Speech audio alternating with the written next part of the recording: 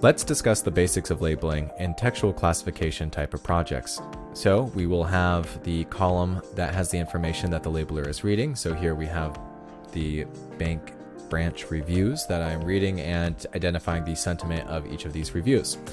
What's going to be available to your labelers is the question that you gave them, what is the sentiment? And if they open up this dropdown, they'll have hotkeys here, so I could very simply keep my hands on the keyboard and go ahead and say positive. So I'll just click 2 right here. I can use my cursor, but I can also just click 2 on my keyboard. There's no date identified, so I could just hit tab, enter.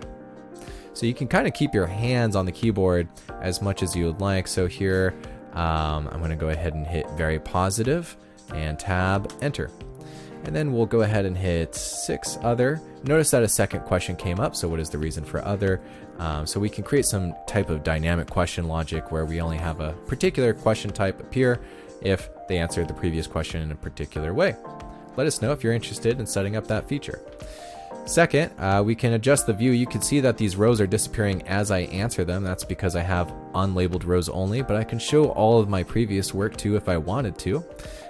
So that's just one way of cleaning up the UI while you're going through answering these questions. But I also want to make known that you can also bulk label. So it won't really apply in this workflow, but what I can do here is I can actually set up a filter, and if I just type in the word, like every time it mentions bank, for example. So I'm going to filter all the rows that mentioned a bank. I'm going to check this right up here. I'm going to apply neutral. Go ahead and submit that answer, and it's going to submit it to all of the rows that met the qualifications for my filter and that I checked off.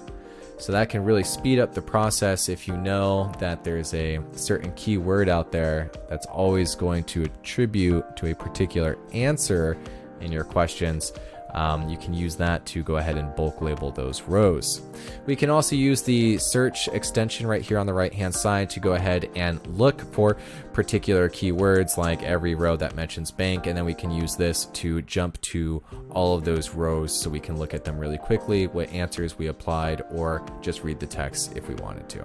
All right, if you have any questions about labeling mechanics as they exist in classification project types, go ahead and let us know at support@DATASAUR.AI. We'll get back to you within the hour.